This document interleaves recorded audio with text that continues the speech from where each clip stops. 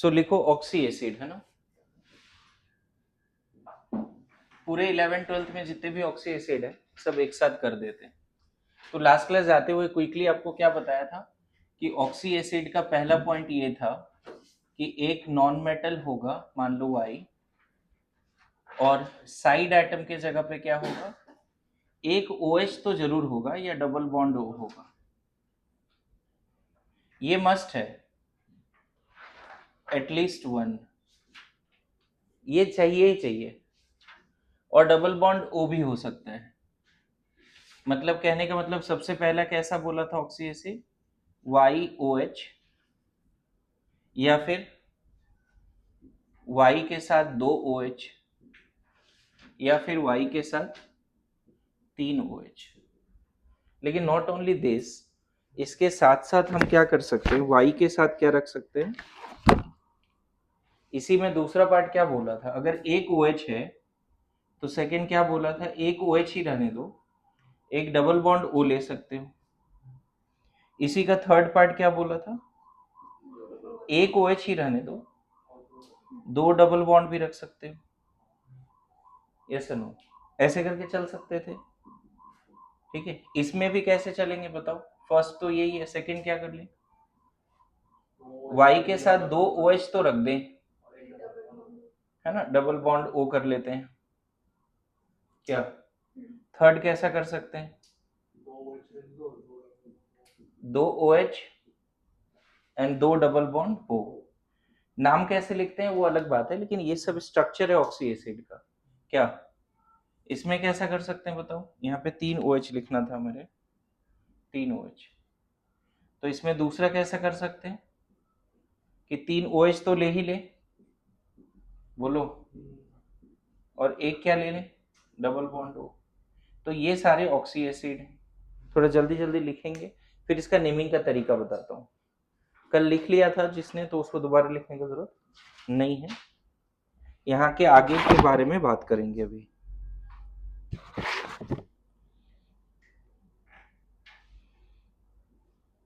मतलब अगर कोई डेफिनेशन बोले तो आप बोल सकते हो, कंपाउंड कंटेनिंग YOH पार्ट, मतलब ये पार्ट तो चाहिए ही चाहिए, YOH बॉन्ड चाहिए, और Y जनरली क्या है यहाँ पे, नॉन मेटल, है ना। हाँ मतलब नॉन मेटल्स के ऑक्सी एसिड होते हैं, लेकिन कभी कभी HMnO4 भी होता है, वो भी एसिड ही है, हालांकि उसको ऑक्सी एसिड नहीं बोलते, मेटालिक एसिड बोलते हैं।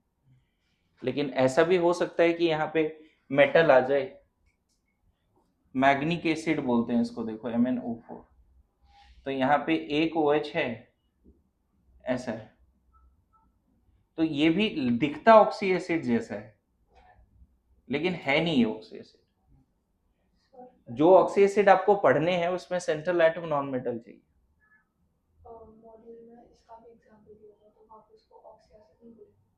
एसिड बोलो, ऑक्सी एसिड नहीं बोलो। हाँ मतलब इसीलिए बोलो दिया है क्योंकि वैसा ही दिख रहा है ना। इसमें तुम ये भी ले सकते हो पता है, H2CrO4, तो ये भी लगता है ऑक्सी एसिड जैसा, लेकिन जनरली ऑक्सी एसिड होने के लिए अगर तुम वो वाला पार्ट देखोगे तो है ना, यहाँ पे ये वाला पार्ट तो है ना, इसमें देखो यहाँ पे है ये वाला पार्ट, ये पार्ट यहाँ पे है, दो बार है, नहीं है क्या, तो लगता है ऑक्सी एसिड जैसा, लेकिन जनरली ऑक्सी एसिड में हम क्या बोलते हैं, इसीलिए वर्ड यूज कर रहे हैं जनरल। क्लियर है, नाउ आगे बढ़े। ये पार्ट तो कल लिखवा दिया था, इसलिए भी ज्यादा टाइम नहीं दे रहा हूं लिखने का।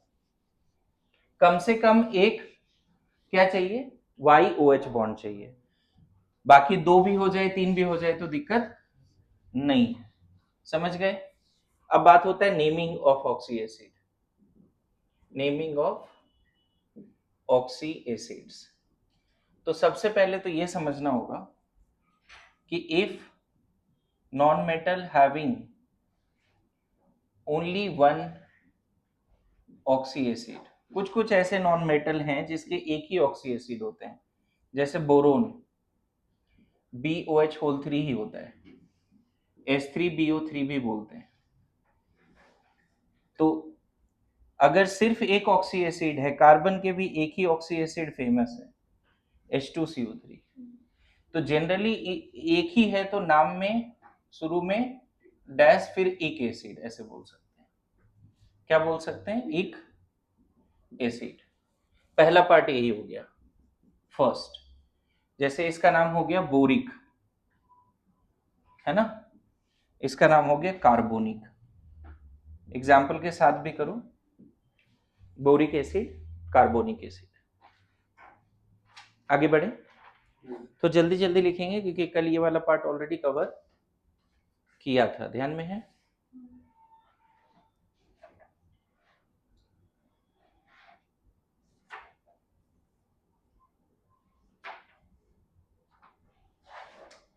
ठीक है,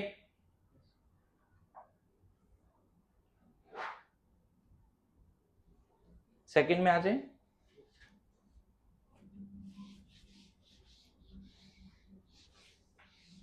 सेकंड में यहां लिख सकते हो, if non metal has 2 oxy acid, 2 oxy acid बनाते हैं तो लोअर ऑक्सीडेशन स्टेट वाले ऑक्सी एसिड को अस एसिड बोलते हैं और हायर ऑक्सीडेशन स्टेट वाले एसिड को इक एसिड बोलते हैं। एक एक एग्जांपल दे देता हूं बस। जैसे नाइट्रोजन का 2 बनता है, HNO2 HNO3, ये +3 है, ये +5 है। चाहो तो स्ट्रक्चर बना सकते हो,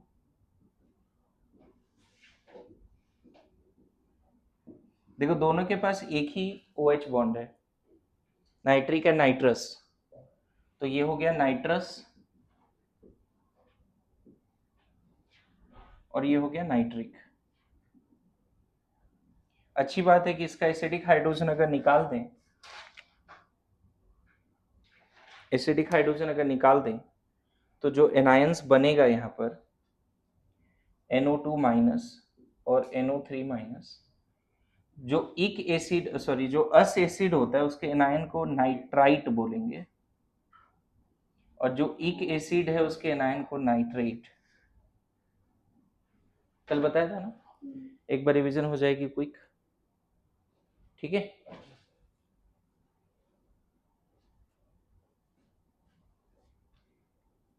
आगे बढ़े, इसमें और एग्जांपल ले सकते हैं एक अगर चाहो तो, H2SO3 H2SO4 लिख लो फटाफट, एग्जांपल लिखने से याद होगा जल्दी। ये हटा दूं, एक और एग्जांपल लिख लो इसमें, H2SO3 H2SO4 सल्फ्यूरस सल्फ्यूरिक, है ना, और यहाँ जो एनायन होगा सल्फाइट सल्फेट, सल्फाइट सल्फेट, ठीक है, डन। ये कल बता दिया था इसीलिए फटाफट बता देता हूँ। थर्ड टाइप क्या था इसमें, if non metal has 3 oxy acid, non-metal has 3 oxy acids। कुछ कुछ ऐसे नॉन मेटल्स होते हैं जिसके एक ही ऑक्सी एसिड होते हैं, कुछ के 2 होते हैं, कुछ के 3 होते हैं। अगर 3 हैं तो लोएस्ट ऑक्सीडेशन स्टेट जो होगा, है ना, लोएस्ट ऑक्सीडेशन स्टेट जो होगा हाइपोडैस अस एसिड, कल बताया था, है ना, और मिडिल वाला जो ऑक्सीडेशन स्टेट है सिर्फ अस एसिड, और हाईएस्ट जो होगा हाईएस्ट ऑक्सीडेशन स्टेट एक एसिड। फटाफट लिख लें,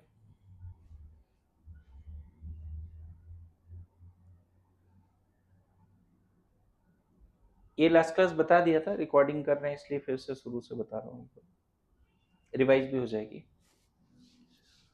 तो जल्दी जल्दी लिखेंगे, है ना।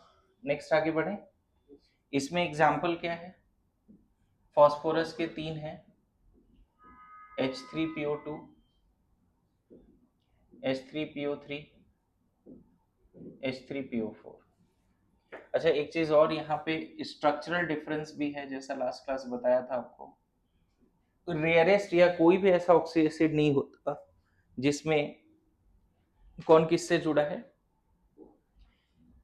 कुछ कुछ ऐसे ऑक्सी एसिड हैं,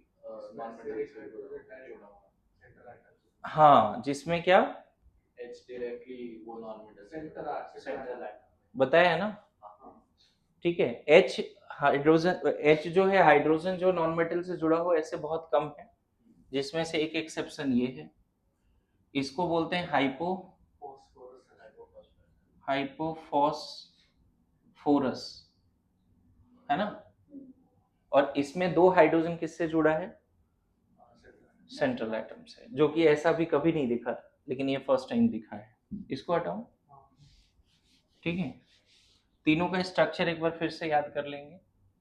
इसमें दो OH है, एक H है, इसमें 3 OH है, तो ये है फॉस्फोरिक,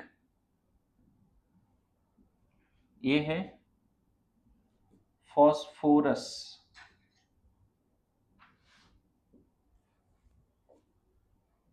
है ना।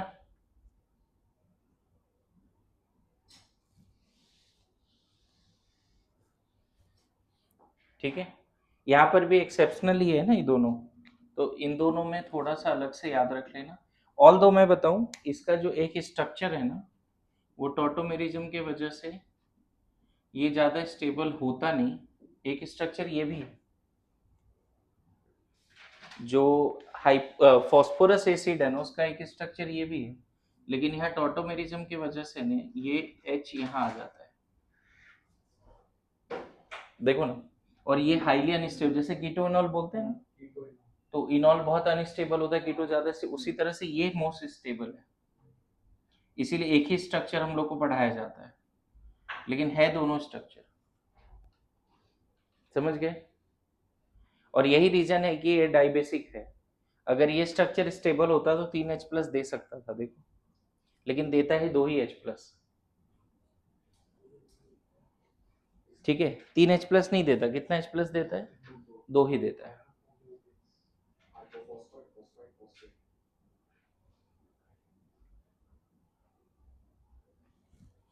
आगे बढ़े,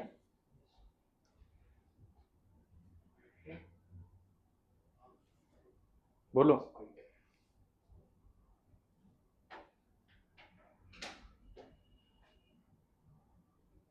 ठीक है, इसमें कोई दो स्ट्रक्चर नहीं, एक ही स्ट्रक्चर है, याद रख सकते हैं। तो अभी तक जितने भी ऑक्सी एसिड मिल रहे थे, हाइड्रोजन नहीं जुड़ा था किससे, सेंट्रल एटम से, बट यहाँ पे अब फोर्थ क्या हो गया, if non metal has 4 oxy acid. ऐसे नॉन मेटल कम है जिसके 4 ऑक्सी एसिड्स हैं, जिसमें से एक तो नाम आता ही है, तो हम बोल सकते हैं कि लोएस्ट ऑक्सीडेशन स्टेट में हाइपो डैश अस एसिड, लोअर में सिर्फ अस एसिड, है ना, हायर में इक एसिड, एंड हाइस्ट में हाइस्ट ऑक्सीडेशन स्टेट पर इक एसिड। इसके बेस्ट एग्जांपल में HCl, HClO, sorry HClO, HClO2, HClO3, HClO4। एक बार जेई एडवांस तक में क्वेश्चन है, एसिडिक स्ट्रेंथ का ऑर्डर पूछा था, तो ये कंसेप्ट है कि acidic strength proportional to oxidation state. Oxy acid के लिए तो है, एक्सेप्ट फास्फोरस वाली एसिड, सही बात है। और अगर डिफरेंट एलिमेंट्स हो तो सेंट्रल एटम की इलेक्ट्रोनेगेटिविटी, बिल्कुल बिल्कुल, डाउन द ग्रुप उस केस में घट भी जाएगा। ठीक है ना, ये क्वेश्चन का अगर बात करें तो सबसे स्ट्रॉन्ग कौन है, HClO4। ठीक है, यहां तक समझ गए। अब इसमें स्ट्रक्चर बनाओगे तो ऐसा स्ट्रक्चर है, सब में एक तो ऐसा है ही, है ना, एक OH तो है ही। ये देखो, मैग्निक एसिड जैसा स्ट्रक्चर है इसका, बीच में मैग्नीज था, याद है? तो ये है +1 पे, +3 पे, +5, +7. So this is chlorous acid, hypochlorous acid, hypochlorous acid,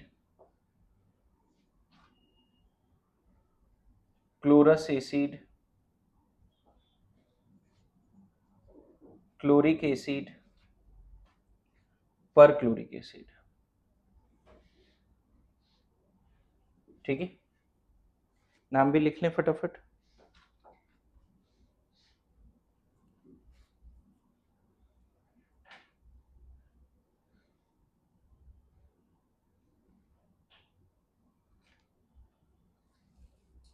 ठीक है, यहां तक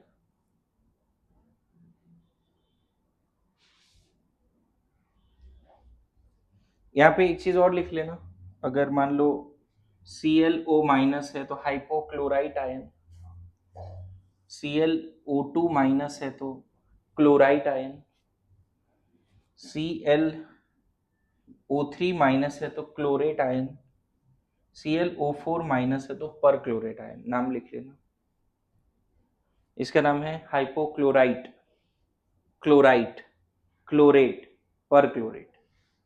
ठीक है, एक बार फिर से बता देता हूं, इसका जो एनायन है ना, हाइपोक्लोरस एसिड का जो एनायन है उसका नाम है ClO-। हाइपोक्लोराइट लिख लेना नाम, ClO2- क्लोरस एसिड का एनायन है, this is chlorite, hypochlorite, chlorite. ClO3- chloric acid तो chlorate ion, ClO4- perchloric acid, perchlorate ion. बहुत बार लोगों को ऐसा लगता है कि यही क्लोरेट आयन है, ClO4- पर क्लोरेट आयन है, क्लोरेट आयन नहीं। यहां तक समझ गए सब लोग? बोलो, हटा दो ये। अब देखो, कुछ रूल्स और पढ़ेंगे अभी, नेमिंग का कुछ रूल और भी है। नेमिंग का रूल क्या है, देखो इधर देखो, अगर 2 मोल ऑक्सी एसिड है और उसको हीट करके वाटर निकाल देते हैं तो पायरो एसिड बनता है। रूल फॉर पायरो, रूल यहाँ पे अलग से rule for pyro, rule for pyro, 2 mole oxy acid को जोड़ना है और 1 वाटर निकाल देना है, तो जो एसिड बचेगा उसका नाम क्या हो जाएगा?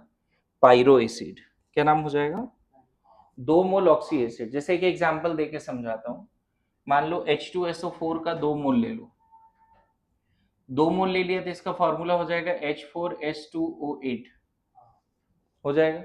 लेकिन यहां से वाटर हटाना भी है, तो माइनस वाटर करोगे, 2 हाइड्रोजन, 1 सल्फर, 1 ऑक्सीजन हट जाएगा, तो बचेगा H2S2O7। ये सल्फ्यूरिक एसिड है ना, तो इसका नाम होगा pyro sulphuric acid, pyro sulphuric acid. क्या नाम होगा? जिस ऑक्सी एसिड से पायरो एसिड बनेगा उसी के एसिड के सामने पायरो वर्ड लगाना है बस। जैसे सल्फ्यूरिक एसिड के हीटिंग से ये बना, तो उसके सामने क्या लगा देना है? Pyro word. अब देखो यहाँ पे कैसे होगा, जैसे होता है ना टॉटोमेरिज्म जैसा, वैसा ही कुछ कंसेप्ट है। 2 मोल एसिड आपने लिया है ना, 2 मोल एसिड लिया और ये दोनों हीट कर रहे हो, तो आपस में क्या होगा, यहां से वाटर निकल जाएगा, यहां से वाटर, तो बीच में SOS बॉन्ड बनेगा। अगर कोई इसका स्ट्रक्चर बनाएगा ना, तो ये बॉन्ड तो उसको दिखाना ही चाहिए। समझ गया? ये है structure of pyro sulphuric acid. देखो, तो रूल फॉर पायरो भी समझ रहे हो क्या? 2 मोल किसी भी ऑक्सी एसिड को अगर हीट करते हो और वाटर निकालते हो, तो जो रिजल्टेंट बचता है उसको, उसके सामने वही ऑक्सी एसिड का नाम रहेगा, बस सामने पायरो लग जाएगा। देखो इसमें फिर से ये ध्यान रखना, फिर से जो भी 2 मोल ऑक्सी एसिड लोगे उससे अगर तुम वाटर निकालते हो तो जो एसिड आएगा फॉर्मूला, नाम तो वही रखना है, बस सामने क्या रख देना है, पायरो। समझ गए? बोलो। इसमें और डिटेल में जब इंडिविजुअली पढ़ेंगे तो और डिटेल में आगे बात करेंगे। अब rule for ortho, rule for ortho acid, simple इसमें है एटलीस्ट 3 OH ग्रुप होना चाहिए। समझ गया ना? जैसे इसमें इसको बोरिक भी बोल सकते हो और इसको ऑर्थोबोरिक भी बोल सकते हो, बोरिक भी बोल सकते हो ऑर्थोबोरिक भी बोल सकते हो। इसको भी फॉस्फोरिक एसिड भी बोल सकते हो, ऑर्थोफॉस्फोरिक भी बोल सकते हो। सिलिकॉन के पास 4 OH ग्रुप होता है तो ये ऑर्थोसिलिसिक एसिड बोलते हैं। सिलिसिक एसिड भी बोल सकते हो। इन सब के सामने boric acid, phosphoric acid, silicic acid, सबके सामने क्या लगा सकते हो, ऑर्थो एसिड। लिख के रखो जल्दी से, एटलीस्ट, है ना, 3 OH ग्रुप होना चाहिए। तो इन तीनों का नाम भी लिख लेना, सिलिसिक स्पेलिंग लिख लेगा, silicic acid.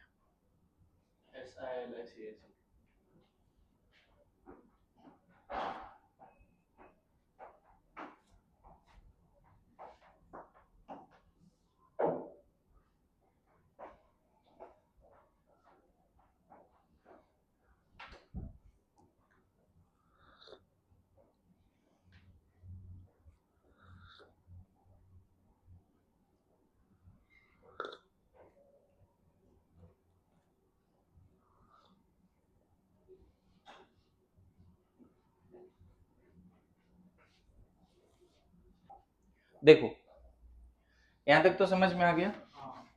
Rule for Meta लिखो, है ना, रूल फॉर मेटा एसिड।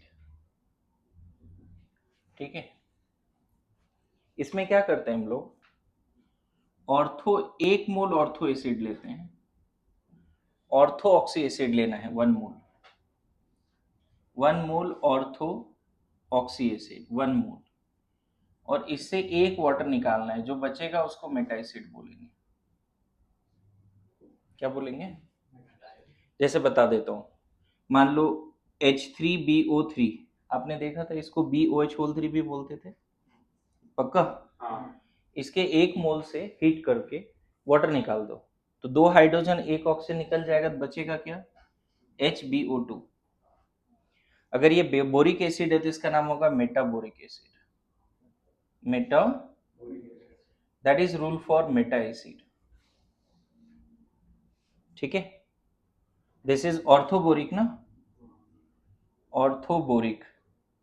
अच्छी बात है, मेटा सामने लगा के वही रखना है जो एसिड है, जो ऑर्थो एसिड है वही मेटा एसिड है, बस दोनों में 1 वाटर का डिफरेंस है।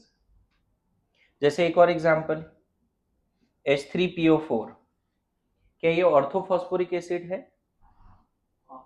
3 OH है तो ऑर्थोफॉस्फोरिक एसिड, यहां से 1 वाटर निकाल दो, क्या बनेगा, HPO3, 2 हाइड्रोजन 1 ऑक्सीजन, तो इसका नाम होगा मेटाफॉस्फोरिक, फॉस्फोरिक।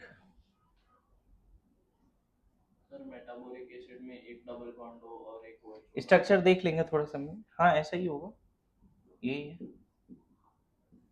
ठीक है, कोई बोले इसका स्ट्रक्चर बताइए तो आप ऐसे दिखा दो, नहीं समझ गए बात को?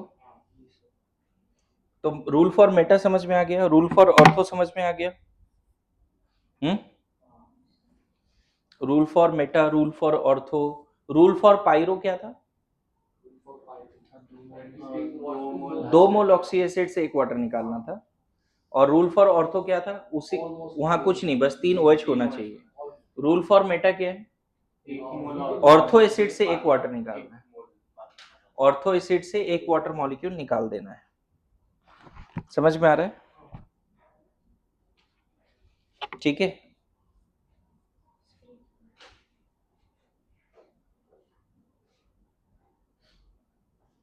एक बार ना रिवीजन करेंगे ना तो सब समझ में आ जाएगा। पहले तो मैंने क्या सिखाया, कब हाइपो लगाते हैं, कब क्या लगाते हैं, मतलब किसी के एक ही ऑक्सी एसिड उसका नाम इक होगा, दो है तो इक और अस, तीन है तो हाइपो अस एंड इक, चार है तो हाइपो अस इक पर इक, ऐसे लिखे ना जा रहे थे। तो वो धीरे धीरे याद हो रहा है, तो धीरे धीरे पायरो हाइपो एक दो बार और ये भी याद करना पड़ेगा। ठीक है, डन। रूल फॉर पर एसिड लिख लो, रूल फॉर पर एसिड, रूल फॉर पर एसिड। देखो पर एसिड का खासियत क्या है कि पेरोक्साइड लिंकेज होना ही चाहिए, ऐसा, ये है पेरोक्साइड लिंकेज, इसीलिए इसको मतलब सिर्फ पर एसिड बताया, पर ऑक्सी एसिड अगर बोला जाए, रूल फॉर पर ऑक्सी एसिड, तो वहां पे पेरोक्साइड लिंकेज चाहिए ही चाहिए। जैसे एक एग्जांपल मान लो ऐसा है, इसको हम लोग बोलते हैं सल्फ्यूरिक एसिड, सुना होगा, इसको क्या बोलते हैं, लेकिन अगर यहाँ पे एक जगह पे ऐसा आ जाए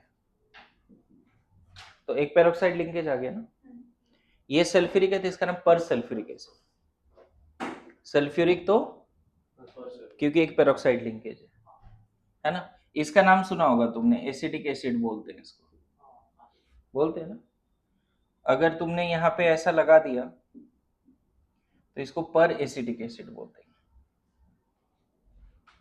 मतलब पर एसिड में, अब मान लो di peroxy sulphuric acid, di peroxy sulphuric acid, ऐसे ऐसे बोलना सही नहीं होगा, पेरोक्सी डाई सल्फ्यूरिक एसिड बोलना सही होगा। डाई पेरोक्सी लगता है दो पेरोक्साइड लिंकेज, सर इसकी बात कर रहा था। हाँ वो बता देता हूँ अभी, फिलहाल ये समझ में आया, बोलो सल्फ्यूरिक एसिड, लेकिन इसका नाम क्या होगा, और इसका फॉर्मूला क्या पता है, H2SO4, इसका फॉर्मूला H2SO5 है, लेकिन स्टिल दोनों +6 पे है बच्चे, आप चेक कर लो, सल्फर दोनों ही केस में कैरोज एसिड भी बोलते हैं, वेरी गुड, इसका एक नया नाम भी है कैरोज एसिड, है ना, लिख के रख लो। सर वो पर सल्फ्यूरिक एसिड है, पर ऑक्सी सल्फ्यूरिक हम्म, पर सल्फ्यूरिक एसिड है, पर ऑक्सी सल्फ्यूरिक, इसको पर सल्फ्यूरिक एसिड भी बोल सकते हो, पेरोक्सी सल्फ्यूरिक एसिड भी बोल सकते हो, दिक्कत नहीं है, इसको जैसे पर एसिटिक एसिड बोलते हैं, ठीक है। पेरोक्सी लिंकेज है ना, तो पेरोक्सी सल्फ्यूरिक एसिड भी बोल सकते हैं, या पर सल्फ्यूरिक एसिड भी बोल सकते हैं, ठीक है, जिसका एक और नाम क्या है, कैरोज एसिड, जो इसने बताया, CaRO, ये वाली इसकी कैरोज एसिड, H2SO5, ये तो सल्फ्यूरिक एसिड है ना, इसका एक और नाम है कैरोज एसिड, लिख के रखो जल्दी से, आगे बढ़े। तो रूल फॉर पर एसिड समझ में आ गया क्या, ना थोड़ा सा और चीज सीखना है, rule for hypo, rule for hypo, देखो यहाँ पे क्या होता है, अगर अस एसिड है और उससे एक ऑक्सीजन हटा दिया तो हाइपो लगाना है, फिर अस लगाना है, मतलब कोई अस एसिड से एक ऑक्सीजन हटा रहे हो, अस एसिड से एक ऑक्सीजन हटा रहे हो, इसमें दो पार्ट है बच्चे, कोई इक एसिड है और उससे एक ऑक्सीजन हटा रहे हो, बाद में सिखाऊंगा इसके एग्जांपल के साथ, तो यहां भी हाइपो लगाना पड़ेगा, और लेकिन इक ही रहेगा, ये बाद में सिखाऊंगा, थोड़ा भी लिख के रख लो, अस एसिड से एक ऑक्सीजन हटाएंगे तो हाइपो अस एसिड हो जाएगा, इक एसिड से एक ऑक्सीजन हटाएंगे तो हाइपो इक एसिड हो जाएगा, आगे सिखाऊंगा थोड़े समय पे, अभी लिख के रखिए जल्दी से।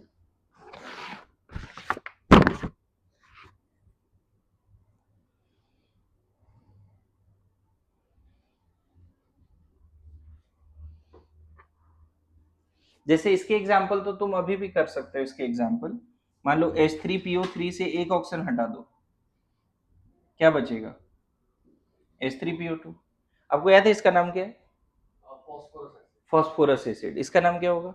हाइपोफॉस्फोरस। समझ में आया? Phosphorous acid and hypophosphorous. एक एग्जांपल मिल गया, आप लिख के रख लो फिलहाल के लिए।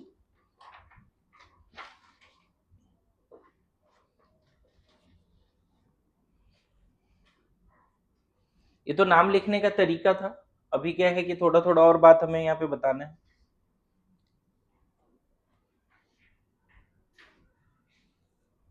ठीक है,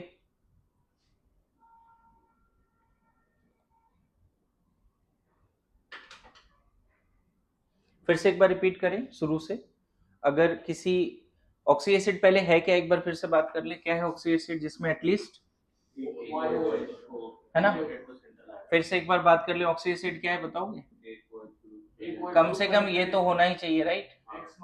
ये पहला डेफिनेशन। लेकिन दूसरा डेफिनेशन ऐसा भी है कि एसिडिक ऑक्साइड है या नॉन मेटालिक ऑक्साइड है, उसको पानी में डालते हैं ना तो ऑक्सी एसिड बनता है। एक डेफिनेशन ये भी रट सकते हो, है ना? ये उस समय नहीं लिखा है लेकिन अभी बता देता हूँ। जो एसिडिक ऑक्साइड है या नॉन मेटालिक ऑक्साइड है, उसको पानी में डालेंगे तो ऑक्सी एसिड बन जाता है। जैसे कि एग्जांपल देता हूं आपको, इनफैक्ट CO2 में पानी डालोगे तो बन जाएगा H2CO3। तो पता है, बोला जाता है कि कार्बोनिक एसिड का रिप्रेजेंटेटिव CO2 है, या फिर एनहाइड्राइड। एनहाइड्राइड, कार्बोनिक एसिड का एनहाइड्राइड किसको माना जाता है? CO2 को। CO2 is anhydride of carbonic acid. CO2 is anhydride of carbonic acid. You can say कि ऑक्सी एसिड को जब हीट करेंगे, इसको जब हीट करेंगे और यहाँ से सारे हाइड्रोजन हटा देंगे in the form of water, ध्यान रखना सारे हाइड्रोजन हटाने, एक भी हाइड्रोजन नहीं बचना चाहिए इसमें। अगर इसमें ऑड नंबर ऑफ हाइड्रोजन 2 से मल्टीप्लाई करके फिर सारे हाइड्रोजन हटाएंगे। मेरी बात समझ रहे हो? ऑक्सी एसिड में जितने भी हाइड्रोजन है सबको हटाना in the form of water. मतलब 2 हाइड्रोजन है तो 1 ऑक्सीजन हटेगा, 4 हाइड्रोजन गया तो 2 ऑक्सीजन हटेगा। ऑक्सी एसिड का स्ट्रॉन्ग हीटिंग करके सारे हाइड्रोजन हटा देने हैं in the form of water, तब क्या बनता है? कभी बोले एनहाइड्राइड कैसे बनता है तो आपको ये लिखना पड़ेगा। ध्यान रखना, कभी कभी ऐसा होता है कि ऑक्सी एसिड में ऑड नंबर ऑफ हाइड्रोजन होते हैं, तब उसका एनहाइड्राइड लिखने में क्या करना होगा? आपको पहले उस ऑक्सी एसिड को 2 से मल्टीप्लाई करनी पड़ेगी। अभी बताता हूं, जैसे इसमें दिक्कत नहीं आएगी। अगर इसका एनहाइड्राइड लिखना है तो बताओ क्या कर लें? H2CO3 का एनहाइड्राइड लिखना है तो क्या कर लें? यहाँ तो दिख ही रहा है ना 2 हाइड्रोजन है, तो CO2 डायरेक्ट लिख दिया ना तुमने, यहाँ तो दिक्कत नहीं आई। अरे ये सुनो, तो बहुत बार अभी हम क्या सीखेंगे, थोड़ा थोड़ा क्या सीखेंगे कि ऑक्सी एसिड क्या डेफिनेशन था पहला, ये तो होना ही चाहिए, और दूसरा क्या बोला था? एसिडिक ऑक्साइड होना चाहिए। एसिडिक ऑक्साइड या और नॉन मेटालिक ऑक्साइड। CO2 कौन से ऑक्सी एसिड को रिप्रेजेंट करता है? कार्बोनिक एसिड को। CO2 कौन से ऑक्सी एसिड को रिप्रेजेंट करता है? कार्बोनिक एसिड को। याद रहेगा? या फिर CO2 is anhydride of carbonic acid. मैं फिर से एक बार रिपीट करूं, ऑक्सी एसिड को इतना हीट करो कि उसके सारे हाइड्रोजन वाटर के फॉर्म में निकल जाए, तब जाके जो मिलेगा वो क्या होगा? एनहाइड्राइड। तो उल्टा भी होगा, एनहाइड्राइड में पानी डालोगे तो ऑक्सी एसिड भी मिलेगा। एनहाइड्राइड में अगर आप पानी डालोगे तो ऑक्सी एसिड भी मिलेगा आपको। Yes no? जैसे मैं कुछ ऑक्सी एसिड दे रहा हूं, उसका एनहाइड्राइड लिखना है, लिख लिया क्या यहाँ तक? कुछ ऑक्सी एसिड दे रहा हूं, उसका एनहाइड्राइड लिखना है, आपको आसान गिरेगा ये सब बताना।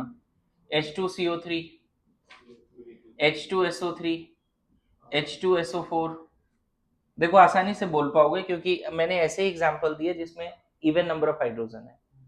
तो यहाँ CO2, यहाँ SO2, यहाँ SO3। So these are the anhydride. अगर कोई बोले सल्फ्यूरिक एसिड का एनहाइड्राइड बताओ, SO3। सल्फ्यूरस एसिड का एनहाइड्राइड बताओ। अब दिक्कत कहाँ होती है कि मान लो वहां पे 2 नहीं दिख रहे हैं, ऑक्सी एसिड में एक ही हाइड्रोजन दिख रहा है।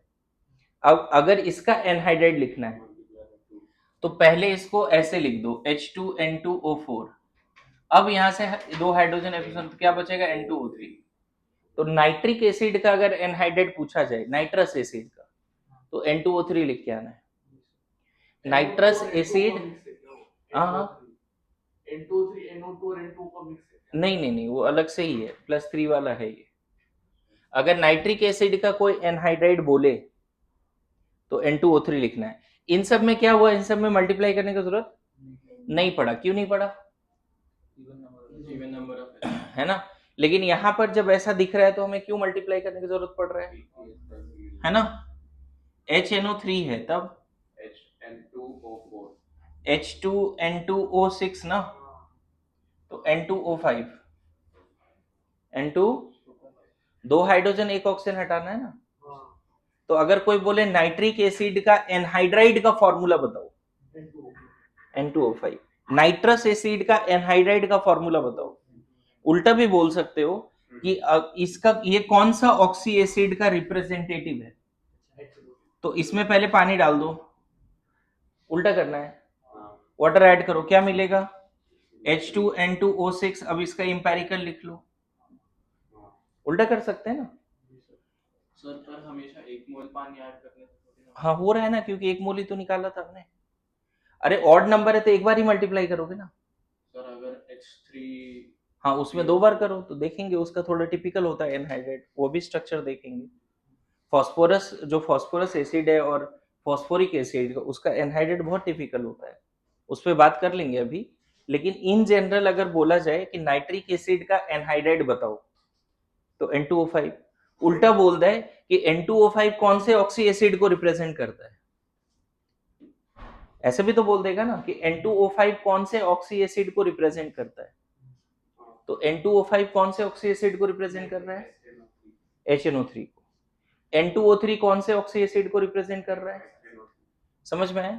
पता है जब ये आप कर पाते हो ना तो एक चीज आसान क्या होता है, जैसे मान लो फ्यूचर में मैं तुम्हें बोलूं कि NaOH और H2SO4 का प्रोडक्ट बताओ, N2SO4 और देखो तुमने बैलेंस भी कर दिया, नहीं ये 2 से मल्टीप्लाई कर दिया, बैलेंस भी कितना मजेदार हो गया रिएक्शन। लेकिन यही अगर मैं बोलता NaOH और SO3 का प्रोडक्ट बताओ, तो होता क्या, ये दोनों आयनिक दिखा तो तुमने आयन एक्सचेंज कर दिया, यहां तुम फंस जाते हो। सेम प्रोडक्ट होगा क्योंकि ये किसका रिप्रेजेंटेटिव है, क्योंकि बाद में वाटर एक्वस मीडियम में रिएक्शन हो रहा है ना, तो सेम प्रोडक्ट होगा। मजेदार बात तो यही है। जैसे तुमसे अगर ये क्वेश्चन पूछते हैं कि NaOH एंड HNO3 का प्रोडक्ट बताओ, देखो कितना जल्दी बोल रहे हो, ठीक है। लेकिन यही अगर NaOH और N2O5 में पूछा जाता तुमसे, NaOH और N2O5 का प्रोडक्ट बताओ, तो गड़बड़ हो जाती है, तुम जल्दी नहीं बोल पाते। एक आयनिक है, एक कोवलेंट है, तो दिक्कत आती है लोगों को। लेकिन ये इसका रिप्रेजेंटेटिव है, तो जो ये होगा वो यहाँ पर भी सेम होगा। समझे थोड़ा क्या बात समझा है यहाँ पे, कि अगर एक बेस है और एक एसिडिक ऑक्साइड है, तो वो एसिडिक ऑक्साइड जिस ऑक्सी एसिड का एनहाइड्राइड है उसके साथ उस बेस का रिएक्शन करा दो, जो प्रोडक्ट होगा वही यहाँ पे प्रोडक्ट बनेगा। मेरी बात आई समझ में, क्या सिखाया अभी, बोलो।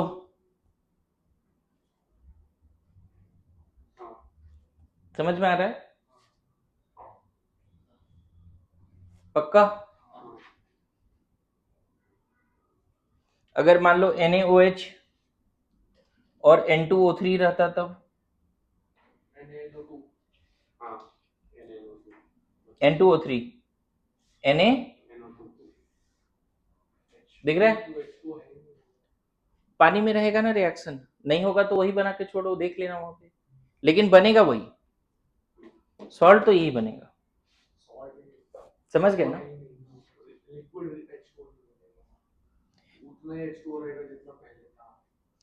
देखो होता क्या है कि ये पहले वाटर से रिएक्ट करके नाइट्रस एसिड बनाएगा, फिर इसके बाद रिएक्शन होगी, तो वो एक स्टेप समझ गए ना। ठीक है, सर वो नीचे वाले रिएक्शन करते हैं। ठीक है, ठीक है, लिखो लिखो जल्दी जल्दी लिखो।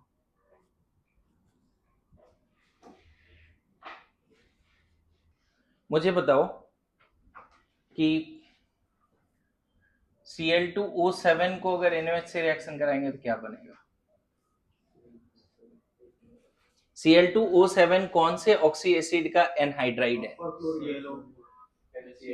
पर chloric acid. Very good. Cl, तो यहां भी आंसर क्या हो जाएगा? NaClO4। समझे? H लिख लो ना, कोई दिक्कत नहीं है। HClO4 है ना, इसका अगर ऑक्सी एसिड लिखना है तो H2Cl2O8 और फिर यहां से एक वाटर कम करो तो Cl2O7 is the oxy acid of, sorry, anhydride of, Cl2O7 is anhydride of क्या? Perchloric acid. अच्छा बताओ H3PO3 का एनहाइड्राइड क्या होगा? ये पूछ रहा था ना तू, अब सोच बता। H6P2O6 पहले हम क्या लिखेंगे? H6P2O6 फिर -3 मोल वाटर ना, 3H2O नहीं, तो क्या बन जाएगा? P2O3। P2O3। सो फॉस्फोरस एसिड का एनहाइड्राइड का क्या नाम है? P2O3। और पता है P2O3 एक्चुअल में एक इंपेरिकल फॉर्मूला है, ये P4O6 होता है। ये एक्चुअल जो इसका मॉलिक्यूलर फॉर्मूला है P2O3 का वो ये है। अच्छा हाँ सर, ये देख P4O6। अभी बताता हूँ, थोड़ा टाइम दो। ऐसे हम्म वो वाला। तो ये P4O6 का अगर कोई स्ट्रक्चर बोलेगा ना तो आपको 4 फास्फोरस बना देना है, ठीक है, बीच में ऑक्सीजन डाल देना इस तरह से।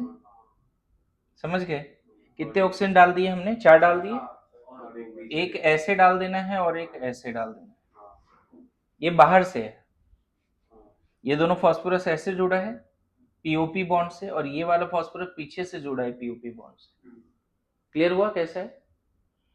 तो एक्चुअल में अगर कोई बोले कि फास्फोरस एसिड का जो एनहाइड्राइड है वो क्या है, तो P2O3 बोल सकते हो, कोई दिक्कत नहीं। लेकिन अगर कोई बोले इसका एग्जैक्ट स्ट्रक्चर बनाओ तो इसका स्ट्रक्चर नहीं बना पाओगे तुम, इसी का स्ट्रक्चर बनेगा। ये इंपेरिकल फॉर्मूला का क्या स्ट्रक्चर बनाना है? जैसे बेंजीन C6H6 होता है, बोलेंगे CH का स्ट्रक्चर बना पाओगे क्या? आप उसके मॉलिक्यूलर फॉर्मूला का बना पाओगे ना स्ट्रक्चर, वो वाली बात होती है। समझ गए बात को? सो इसमें ना सारे फास्फोरस के पास एक एक लोन पेयर है, सारा फास्फोरस sp3 है ना, सारे फास्फोरस +3 पे है क्योंकि 3 ऑक्सीजन से जुड़ा है। सारे फास्फोरस किस पे है? +3 पे है। मैं बताता हूँ, थोड़ा टाइम तो इस पे, पहले ये तो लिख ले। बोलो, पहले इतना तो लिख लो। H3PO3 का एनहाइड्राइड क्या है? P4O6 या P2O3। और अगर P4O6 का कोई स्ट्रक्चर पूछे तो बता दोगे क्या? ठीक है सर P4O10 हाँ P4O10 सही बोला। H3PO4 का होता है। H3PO4 का होता है। ये हटा दो क्या अभी? हाँ लिखना है? हो गया। हो गया?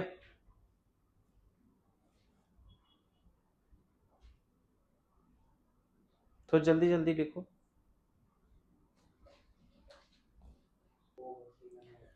ये लिख लो एक बार, H3PO4 का लिख लो। H3PO4 इसको पहले 2 से मल्टीप्लाई करो, H6P2O8 तो P2O5 हो जाएगा ना। P2O5 भी इंपेरिकल फॉर्मूला है, P2O5 मॉलिक्यूलर फॉर्मूला नहीं है। इसका अगर स्ट्रक्चर बनाना है तो इसको आपको किससे मल्टीप्लाई करना पड़ेगा? 2 से।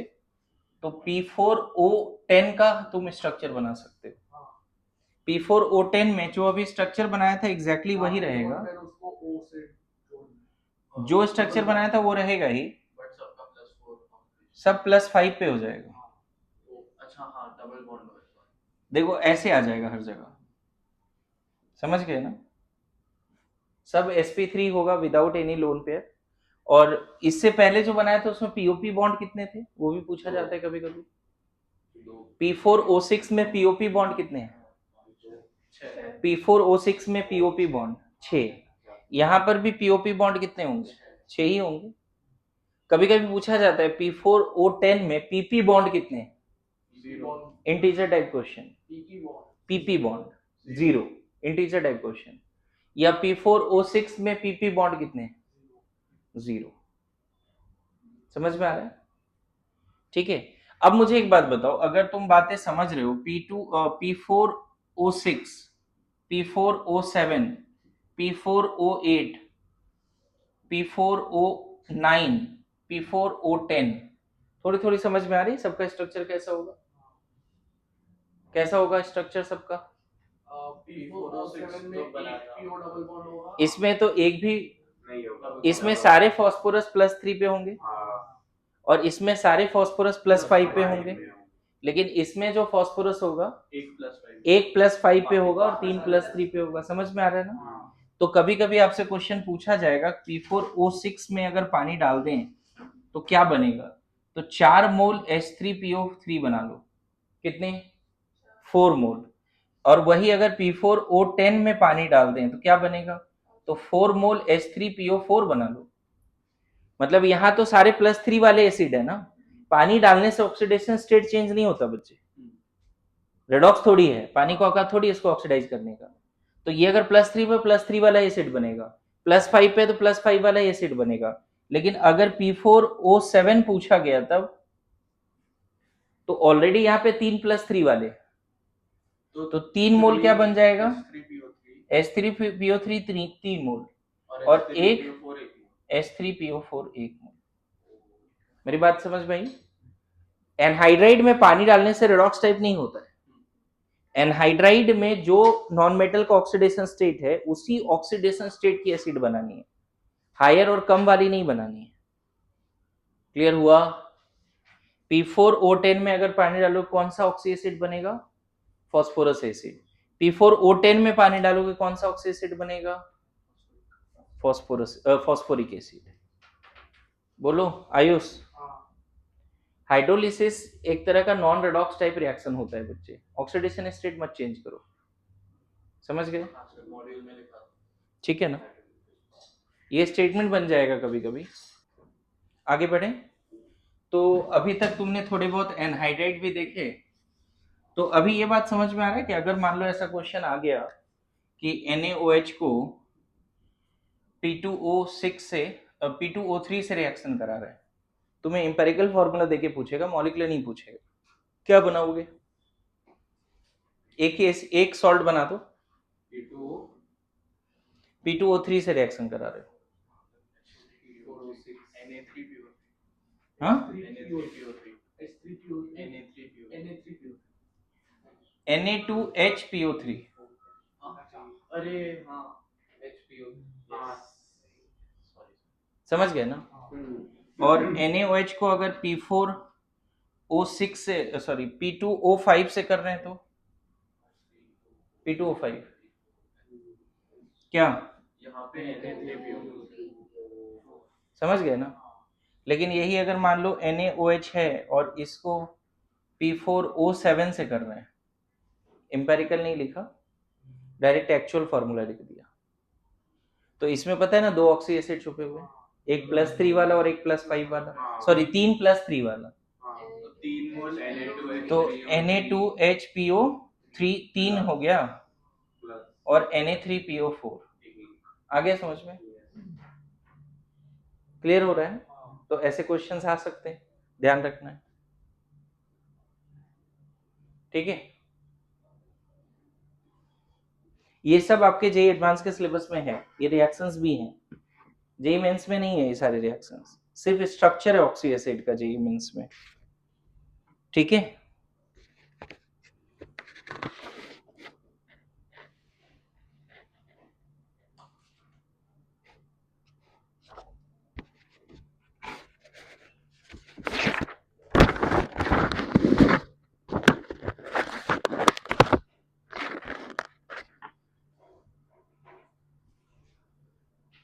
सम इम्पोर्टेंट पॉइंट पे यहाँ पे थोड़ा रिड्यूसिंग कैरेक्टर, हीटिंग इफेक्ट, ये सब पे बात किया है, उसको करना है। ठीक है? पेज नंबर 8 में जो प्रिंट बोला था ना, उसका पेज नंबर 8 में आगे बढ़ जाएं, ठीक है। अच्छा बताओ NaOH और Cl2 के रिएक्शन से क्या बनेगा, बड़ा फेमस रिएक्शन है ये, NaOH प्लस Cl2।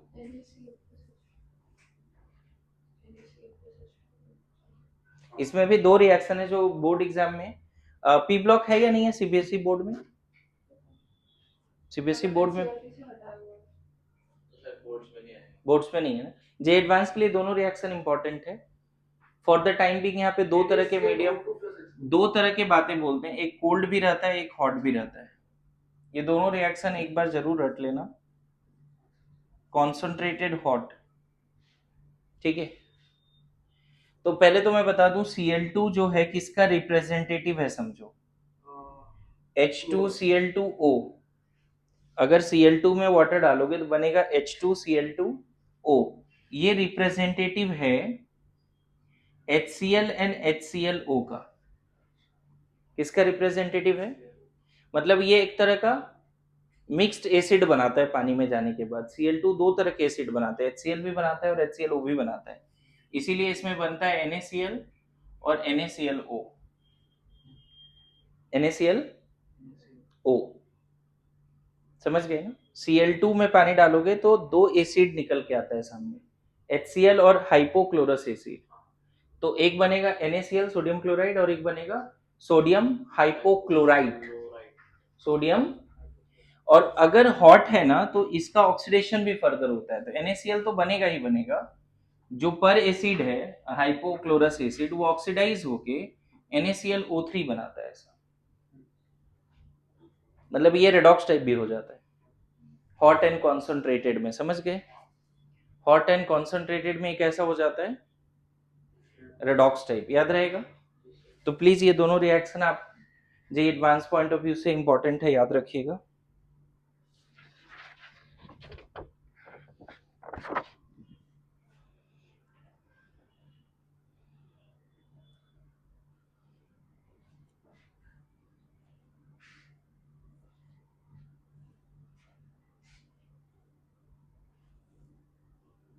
ठीक है यहां तक, ओके। NaOH का Cl2 के साथ reaction in cold dilute and hot concentrated, है ना, कोल्ड डाइल्यूट भी होगा यहाँ पे ना। ये रिएक्शन ओल्ड वाले NCERT P block halogen family में दिया है, हेलोजन फैमिली में पी ब्लॉक में जो क्लास 12th में पढ़ना है, जैसे अभी बोरोन कार्बन फैमिली पढ़ना है ना, nitrogen oxygen halogen inert gas, चार फैमिली 12th में पढ़नी है।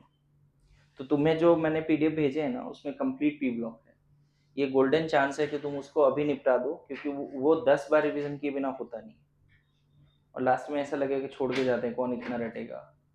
और जेई वाले बच्चों का तो फितरत है रटना नहीं, भागते हैं उससे दूर, ठीक है। तो अभी बहुत अच्छा टाइम है कि तुम उसको थोड़ा बहुत कंप्लीट करो। नाउ ये बताओ NaOH को अगर SO3 से रिएक्शन कराएंगे तो क्या बनेगा, ये तो देखा था तुमने, Na2SO4। SO3 भी ना एनहाइड्राइड जरूर है सल्फ्यूरिक एसिड का, SO3 एनहाइड्राइड सल्फ्यूरिक एसिड का जरूर है, बट ये ट्राइमर के फॉर्म में एग्जिस्ट करता है, साइक्लिक ट्राइमर। मतलब जैसे तुमने देखा ना P2O5 एक्चुअल में इंपेरिकल फॉर्मूला है, लेकिन ये इंपेरिकल नहीं मॉलिकुलर ही है, लेकिन इसका जब स्ट्रक्चर बनाओगे तो एक स्ट्रक्चर तो ये है ही, लेकिन उसका साइक्लिक ट्राइमर भी बनता है, ये तो स्ट्रक्चर है ही, एक साइक्लिक ट्राइमर भी बनता है, उसमें तुम्हें ऐसे दिखाना पड़ेगा, है ना।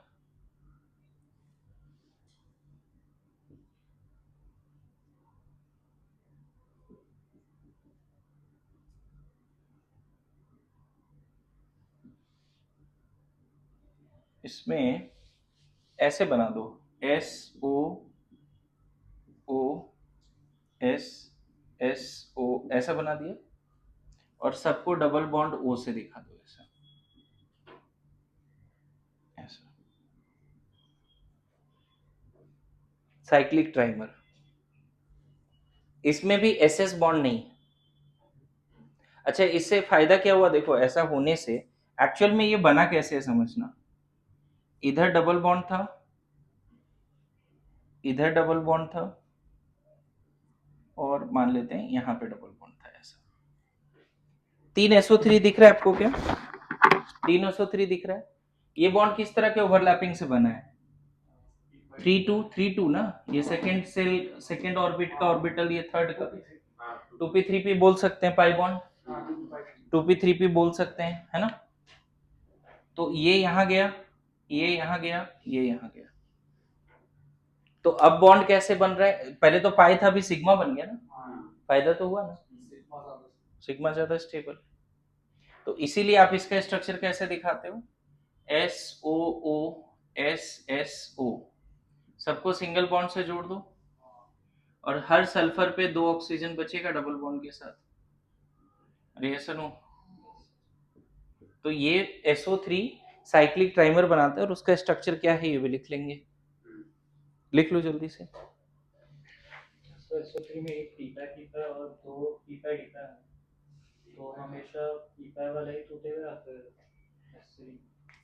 देखो ये sp2 है, राइट, स्टिल 3 पाई बॉन्ड है, तो एक पी तो सल्फर का बचा ही है, तो नो डाउट एक पी पाई है, और 2 क्या है? पी पाई डी पाई। कौन सा पाई बॉन्ड टूटेगा ये सोच रहे हो तुम ना? मुझे लगता है पी पाई टूटना चाहिए। रीजन 2p और 3p ऐसा ओवरलैपिंग है, राइट, ज्यादा स्ट्रांग होता है। और ये 2p और ये इंक्लाइंड होता है ना थोड़ा, तो ये ज्यादा स्ट्रांग होता है।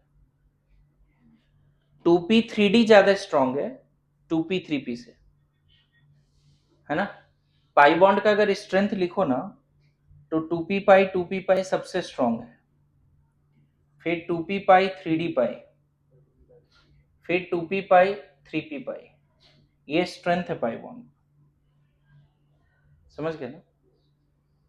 तो कौन सा पाई बॉन्ड टूटेगा वो पी पाई ही बोलो, है ना, ठीक है।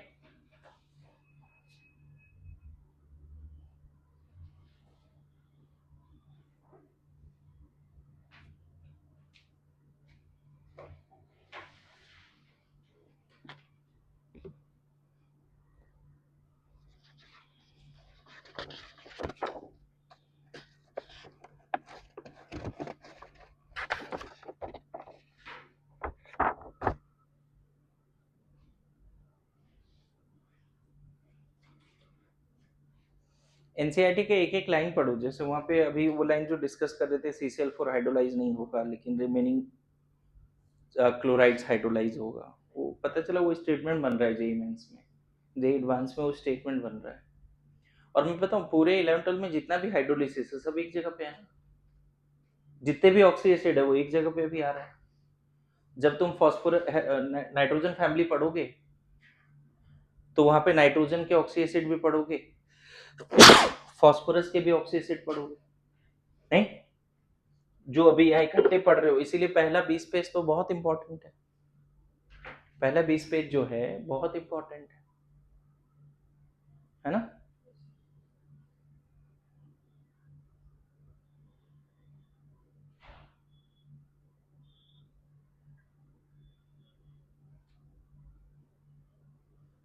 डन, आगे बढ़े। ये शॉर्टकट तरीका होता है बच्चे, हाइब्रिडाइजेशन निकाल लिया ना, तो सल्फर का sp2 है, मतलब सल्फर के पास एक पी तो है, तो वो पी और ऑक्सीजन का पी पाई बनाएगा। बाकी जो 2 पाई बना है वो पी पाई डी पाई से बनेगा। बाकी जो 2 पाई बना है, ये कभी वो पूछा जाता है SO3 में पी पाई कितना है, पी पाई डी पाई कितना है, ये बॉन्डिंग का भी सवाल है, ये आता है करने। ठीक है ना। सर कैसे क्वेश्चन था? वही SO3 का स्ट्रक्चर में पी पाई कितने बॉन्ड है, पी पाई डी पाई कितने हैं, डी पाई कितने हैं।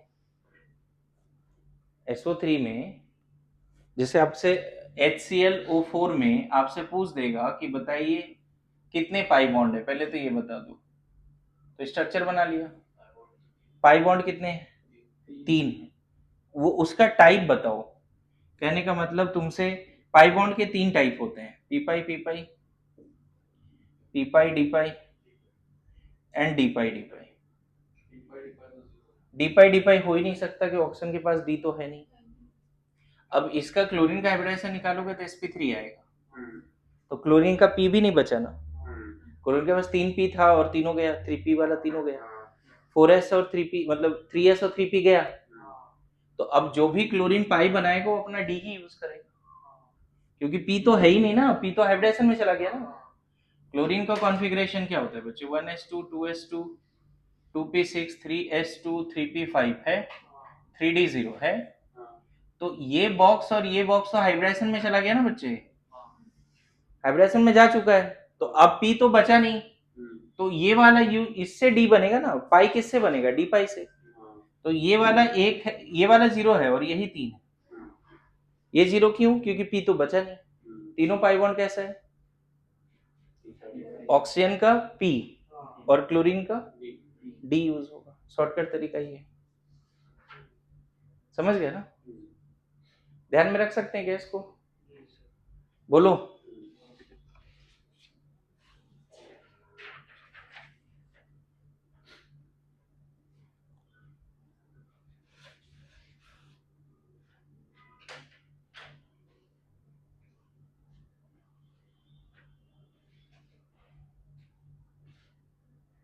आगे बढ़े,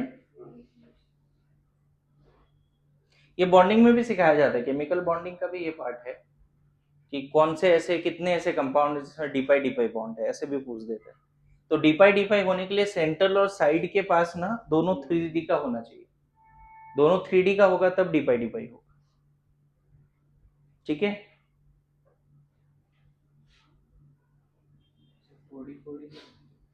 एग्जिस्ट ही नहीं करता, स्टेबल ही नहीं होता। इवन 3p भी पाई बॉन्ड स्टेबल नहीं है, समझ गए ना।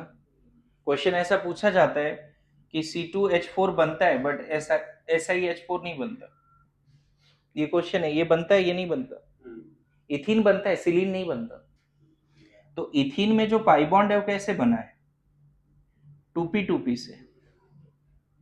लेकिन अगर यही स्ट्रक्चर सिलीन का बनाओगे तो पाई बॉन्ड कैसे बनेगा, 3p से ना। ये स्टेबल ही नहीं है रूम टेम्परेचर पे, रूम टेम्परेचर पे ये सारे लाइट सोर्स से इतनी एनर्जी आ रही है कि इसको तोड़ मरोड़ देगा, समझ में है। और रूम टेम्परेचर पे जो लाइट सोर्स है वो सिग्मा पाई दोनों को नहीं तोड़ पाएगा अगर 2p से बना है तो, वही बोल रहा हूँ, ठीक है। तो ये एग्जिस्ट क्यों नहीं करता, तो उसमें ये लिख के आना है, कितना भी जरूरत लिखो काम नहीं करेगा, सिर्फ ये लाइन लिखना पड़ेगा, क्योंकि 3p पाई बॉन्ड स्टेबल नहीं होता। पता है पूरा जज्बात लिख रहे हो, सिलिकॉन बड़ा साइज का है, ये है वो है, पता नहीं क्या क्या लिख रहे हैं, इलेक्ट्रोनेगेटिविटी उसका कम है, मेटलॉइड है, पता नहीं भरे जा रहे हैं एकदम, लेकिन एग्जैक्ट रीजन क्या है, ठीक है। और कभी पैटर्न नहीं बनाएगा क्या, कभी बॉन्ड नहीं बनाएगा, नहीं 3-2 बन सकता है, सिग्मा भी नहीं बनेगा, पाई भी नहीं बनेगा, नहीं बनाता भी होगा तो पढ़ना नहीं है, वो वाली बात है, ठीक है ही नहीं, इसलिए जे एडवांस तक के सिलेबस में नहीं, लीफ लाइन स्ट्रक्चर होता है, ठीक है। जैसे CO2 एग्जिस्ट करता है, CO2 गैस भी है, एग्जिस्ट भी करता है, और ये sp है, SiO2 जो है sp3 है, ये सॉलिड है, हाई मेल्टिंग पॉइंट है, ये सब क्वेश्चन पूछा जाता है। ये गैस है, sp है, लो मेल्टिंग पॉइंट है, लेकिन SiO2 sp3, तो ये कार्बन फैमिली का ही सवाल है, इवन कार्बन फैमिली में इसका स्ट्रक्चर भी दिया है लास्ट में, अब देखो एनसीईआरटी में स्ट्रक्चर दिया लास्ट में, CO2 का ना सिग्मा पाई दोनों स्टेबल है क्योंकि 2p से बना है, लेकिन अगर ऐसा स्ट्रक्चर सिलिकॉन का बनाओगे तो देखो 2p भी स्टेबल नहीं है, 3p तो दूर की बात है, ये 2p हो गया ना पाई, 2p पाई 3p पाई है ना, तो ये स्टेबल नहीं है, क्या करता है SiO2 पॉलीमर बनाता है, SiO2 होल एन, है ना। और इसका स्ट्रक्चर देखो, इसी को सिलिका बोलते हैं, बालू जो सैंड वगैरह बोलते हैं ना, वो यही है। तो जैसे ये सब एलोट्रॉप्स ऑफ कार्बन ग्रेफाइट, ये सब स्ट्रक्चर इंपॉर्टेंट है, इसके जो एनसीईआरटी के लाइनर्स हैं वो बनाना बहुत जरूरी है। ये तुम्हारा स्ट्रक्चर है ना, 3 dimensional structure of SiO2, silica इसको बोलते हैं। इसमें ना ये इस तरह से पॉलीमराइज हो जाता है कि सारे सिलिकॉन 4 ऑक्सीजन से जुड़ जाते हैं, तो sp3 हो गया ना। और लॉन्ग 3D नेटवर्क बनाता है। लॉन्ग, यहाँ पे देखो ना SiO2 के बारे में इतना लिखा है, तुम्हें सब लाइन पढ़ना चाहिए। 95% of earth crust is made of silica and silicates. पूरा जमीन इसी से बना है, सॉइल एंड ऑल। समझ गए ना? Silicon dioxide commonly known as silica occurs in several crystallographic forms, quartz, है ना, ये सब लिखा है, अलग अलग फॉर्म में पाया जाता है। Silicon dioxide is a covalent three-dimensional network solid in which each silicon atom is covalently bonded in a tetrahedral manner to 4 oxygen atom। तो ये एम्स का भी सवाल है, उसको एनसीईआरटी इसी अंदाज में पढ़ना है। क्लियर है? ओके, नाउ अभी तक का तो बेसिक इंट्रोडक्शन ही चल रहा था। अब लिखो oxy acids of boron. Oxy acids of boron, ठीक है। देखो, अगर ऑक्सी एसिड बोरोन का बात करोगे तो एक ही है, H3BO3 या BOH होल 3। इसका नाम ऑर्थोबोरिक एसिड भी है क्योंकि 3 OH है। बोलो, ऑर्थोबोरिक एसिड भी है, और कहीं ना कहीं ये स्टेबल है बिकॉज ऑफ बैक बॉन्डिंग भी। इसके पास फुल्ली फिल्ड है, 2p पाई बैक बॉन्डिंग है, इसलिए। लेकिन ये जुगाड़ ही है ना एक तरह से, ठीक है। वाटर से इलेक्ट्रॉन जब भी मौका मिलता है ये वाटर से रिएक्ट करके वाटर का OH माइनस को अपने पास बुला लेता है, इसलिए वो लेविस एसिड है। अगर कोई पूछे BHO4 माइनस का अगर स्ट्रक्चर बताओ तो 3 तो नॉर्मल बॉन्ड बना देना, और एक एक्चुअल में OH माइनस है जिसने यहाँ पे सिग्मा कोऑर्डिनेट बनाया। पहले यहाँ पे क्या था, बैक बॉन्डिंग थी ना, अभी सिग्मा कोऑर्डिनेट बना तो ज्यादा स्टेबल यही हो गया ना। और सिग्मा कोऑर्डिनेट जब बनता है तो इस पे प्लस आता है, इस पे माइनस आता है। तो BOH होल 4 माइनस में एक्चुअल में माइनस है बोरोन के पास। ऑक्सीजन पे था लेकिन सिग्मा कोऑर्डिनेट बना ना, डोनर हो गया ना ऑक्सीजन, तो ऑक्सीजन न्यूट्रल हो गया। समझ गए ना? और इसमें ना बोरोन sp3 है, यहाँ बोरोन sp2 है। अगर बोरिक एसिड में बोरोन पूछा जाए तो sp2 है, नहीं, बोरिक एसिड में बोरोन sp2 है।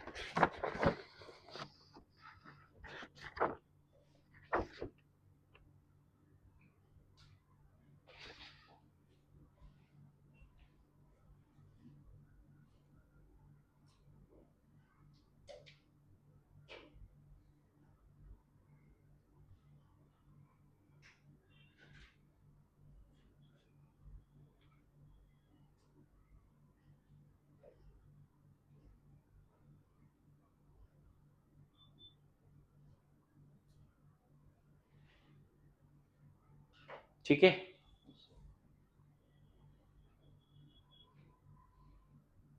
है ना? अच्छा, बोरोन का जो ऑक्सी एसिड है उसको ऑर्थोबोरिक एसिड भी बोलते हैं, बात समझ में आ गया? अब देखो, H3BO3 को जब हीट करते हैं थोड़ा बहुत तो HBO3 बनता है, मेटाबोरिक एसिड, मेटाबोरिक एसिड, ठीक है। और वेरी स्ट्रॉन्ग हीटिंग कर दोगे तो डायरेक्ट एनहाइड्राइड बन जाएगा। वेरी स्ट्रॉन्ग हीटिंग तो बन जाएगा B2O3। मेटाबोरिक को भी हीट करेंगे तो बनेगा, बिल्कुल बनेगा। समझ गए ना? फिर इसका 2 बार लेना पड़ेगा, H2B2O कितना हो जाएगा, सॉरी यहाँ 2 होगा, एक वाटर निकला ना यहाँ से, तो H2BO2 को 2 बार मल्टीप्लाई करो, H2B2O4 हो गया, उससे वाटर निकालो तो क्या बनेगा, B2O3। और डायरेक्ट इसको 2 बार मल्टीप्लाई कर दो, इसको 2 बार मल्टीप्लाई करोगे तो क्या लिखोगे, H6B2O6, यहाँ से 3 वाटर मॉलिक्यूल निकलेगा तो बचेगा क्या। और इसको अगर 2 बार मल्टीप्लाई कर दिया H2B2O4, यहाँ से भी वाटर निकाल के देखो, एक B2O3। So anhydride of boric acid is what, B2O3। Boric anhydride, boric anhydride, है ना? सर जो भी डाइबोरेन ट्राइऑक्साइड भी बोल सकते हो। सर जो भी एसिड का एनहाइड्राइड है उसके उसमें एसिड को निकाल के वहाँ पे एनहाइड्राइड डालने से वो हाँ सही होगा। बिल्कुल बिल्कुल, ठीक है। सर सोडियम बोरेट इसको रिएक्शन कराएंगे ना NaOH से, तो मतलब इसका ऑक्साइड और सोडियम में रिएक्ट करेगा। ये metaboric acid NaBO borate, metaborate ion कौन सा है? देखो ये तुम्हारा मेटाबोरेट आयन है, दिस इज मेटाबोरेट आयन, समझ में आ रहा है? This is metaborate ion. अभी यहाँ पे बोरेक्स बीट टेस्ट भी समझा देता हूँ क्या होता है, क्योंकि हीटिंग जब पढ़ ही रहे तो थोड़ा सा बोरेक्स बीट टेस्ट भी समझा देता हूँ। आगे बढ़े।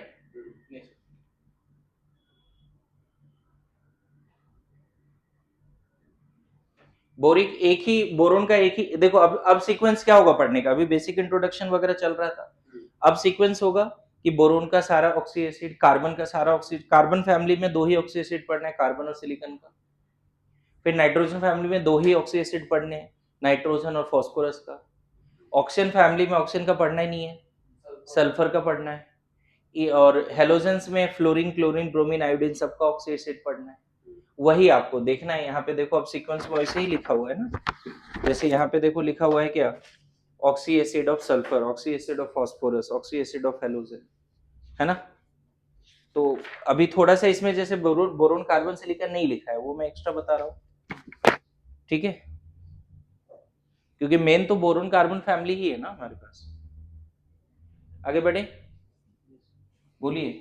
अगर आपसे सोडियम मेटाबोरेट का फॉर्मूला पूछे तो आपको ये लिख के आना है बच्चे, NaBO सोडियम मेटाबोरेट, मेटाबोरिक एसिड से मेटाबोरेट आयन, सोडियम मेटाबोरेट, ठीक है। कभी कभी ये नाम याद रख लेना, सोडियम मेटाबोरेट किसको बोलते हैं या मेटाबोरेट आयन किसको बोलते हैं, ठीक है। अब देखो यहाँ पे तुमने क्या देखा था, H3BO3 को जब तुमने हीट किया तो क्या बना, H3BO2 बना। H3BO2 का ये स्ट्रक्चर है, समझ गए। यहाँ पे कैसे हुआ होगा, ये वाटर कैसे निकला होगा, तो तुम्हें इस तरह से दिखाना पड़ेगा कि हीट करने से ये बॉन्ड यहाँ आया और ये निकला, तो एक H+ एक OH-, तो बचा क्या, अब देखो यहाँ डबल बॉन्ड, यहाँ OH, वही तो दिखाया वहां पे, समझ गए। अभी भी इसके पास एक भी इलेक्ट्रॉन नहीं बचा है, 3 था, तीनों से ऐड है देखो, लेकिन यहाँ पाई बॉन्ड है। अब ये क्या होता है, कभी कभी ना HbO2 लीनियर पॉलीमर बनाता है, लीनियर पॉलीमर बनाता है। H bond नहीं नहीं, लीनियर पॉलीमर कैसे बनाता है बता देता हूँ आपको, देखो ना देखो ना, समझो ना, ऐसा है, बड़ा बड़ा सिंपल है, कैसे बनेगा आपको दिख जाएगा।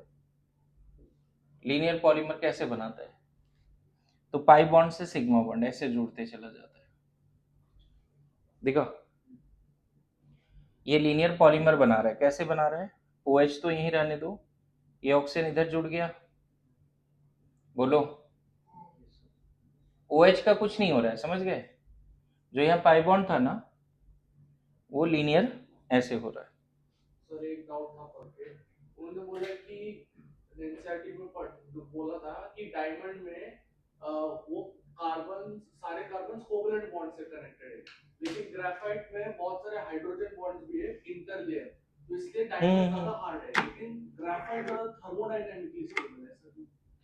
नहीं नहीं नहीं, ग्रेफाइट में पहले तो H नहीं है कोई भी, हाइड्रोजन बॉन्ड नहीं, वंडरवॉल्स फोर्स होता है। दो वहाँ लेयर स्ट्रक्चर्ड है, वंडरवॉल फोर्स, हाँ 2 लेयर के बीच में ना वैंडरवाल फोर्स ऑफ अट्रैक्शन है। वंडरवॉल फोर्स तो कार्बन में सारे कोवलेंट बॉन्ड है। देखो क्या होता है डायमंड को, जैसे अगर इलेक्ट्रिसिटी का कंडक्ट कौन करता है ज्यादा, ग्रेफाइट करता है, और हीट का कौन ज्यादा कंडक्ट करता है, ये जे एडवांस का एक बार सवाल आया हुआ है कि हीट का कंडक्टर ज्यादा कौन है, डायमंड या ग्रेफाइट। हीट का कंडक्टर है डायमंड और इलेक्ट्रिसिटी का ग्रेफाइट। देखो जब आप डायमंड के एक एटम को वाइब्रेट करते हो, हीट दे तो वाइब्रेशन होती है, एक एटम 4 अदर एटम को वाइब्रेट करता है, वो 4 फिर ऐसे मल्टीप्लाई करके वाइब्रेशन पूरे क्रिस्टल में बहुत फास्ट फैलता है।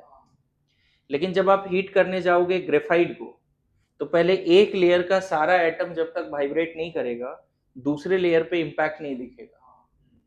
तो ग्रेफाइट बहुत अच्छा हीट का कंडक्टर नहीं है, इलेक्ट्रिसिटी का कंडक्टर है, क्योंकि यहाँ दो लेयर के बीच में क्या है, कोई सेकेंडरी प्राइमरी फोर्स नहीं है, यहाँ पे तो कोई लेयर ही नहीं है, सब एक दूसरे से टेट्रावैलेंटली कनेक्टेड है।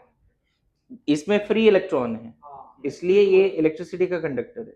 इसमें फ्री इलेक्ट्रॉन नहीं है तो इलेक्ट्रिसिटी कंडक्ट नहीं करता, लेकिन हीट का कंडक्टर डायमंड अच्छा है। और चूंकि ये हीट ज्यादा अच्छा कंडक्ट नहीं कर रहा है ग्रेफाइट, तो थर्मोडायनेमिकली वही ज्यादा स्टेबल हो गया ना, हीट ज्यादा रेजिस्ट कर पा रहा है। समझ गया ना? ये एडवांस का सवाल है। कभी ना कभी तो मेरे लग रहा है कि कोई टेस्ट सीरीज में शायद देखा हुआ है मेरा, है ना? क्लियर है? तो मेटाबोरिक एसिड लीनियर पॉलीमर भी बनाता है, याद रखोगे। In fact metaboric acid cyclic trimer भी बनाता है। सोचो तो कैसे बनाएगा वो cyclic trimer. Metaboric acid cyclic trimer, पहले यहां पे देख लीजिए बच्चे, है ना? साइक्लिक ट्राइमर कैसे बनाएगा? BOO BBO ऐसे जोड़ दीजिए, जोड़ दिया, यहाँ पे OH, यहाँ OH, यहाँ OH, ए। इनफैक्ट हुआ क्या होगा, सब लोग गौर करना, यहाँ पे क्या हुआ होगा, ऐसे है, ऐसे, यही है। देखो तो 3 मेटाबोरिक एसिड है, मैंने 3 मेटाबोरिक एसिड लिखा है कि नहीं लिखा है? लिखा है। अब यहाँ पे ये बॉन्ड तोड़ के यहाँ बॉन्ड बना देते हैं, ये बॉन्ड तोड़ के यहाँ बना देते हैं, और इस बॉन्ड को तोड़ के यहाँ बना देते हैं। पता है ये साइक्लिक ट्राइमर है मेटाबोरिक एसिड का, और इसका फॉर्मूला हो जाएगा H3B3O6, H3B3O6। मजेदार बात क्या है, ये एरोमेटिक भी, अगर आ गया ना तो खतरनाक क्वेश्चन होगा। ये एरोमेटिक भी है, क्यों? हाँ एरोमेटिक है, बैक बॉन्डिंग हो जाएगी ना, यहाँ पे बैक बॉन्डिंग हो जाएगी, तो 3 है ना?